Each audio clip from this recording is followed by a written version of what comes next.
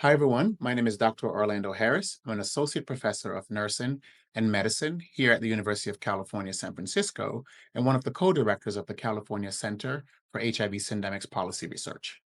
May is National Mental Health Awareness Month. Here at the California Center for HIV Syndemic Policy Research, I am currently leading a research project called the Our Lives Matter Study. The Our Lives Matter Study looks at understanding the impact of loneliness and isolation on the mental health of Black and Latino sexual minority men, in addition to other issues that deeply affects this community.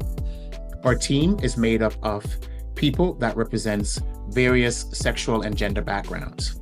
That's the beauty about this, because it's for us and by us. With this particular study, we have analyzed the data and have formulated 5 different categories that outline the unique findings of the research to date. Those 5 categories are: the first, coping mechanisms and other social support systems and how they impact loneliness and isolation. 2, mental health and how loneliness and isolation impacted mental health during and after the pandemic.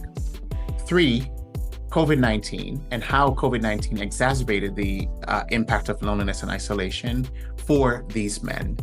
4, the need for personal independence. Keep in mind, during the pandemic, a lot of us were sheltered in place. We didn't have that freedom of movement. And so because of that lack of personal independence, we had this impact of loneliness and isolation. And the 5th category is intimacy, desires, and other drivers of loneliness and isolation. I left that last category partly because intimacy and desires and other drivers of loneliness, I feel from this analysis and looking at the data, that it is the primary driver that affected or had a close relationship or impact on all the 4 other categories. I've just given you an overview on the impact of loneliness and isolation on the mental health of Black and brown men. Stay tuned for part 2.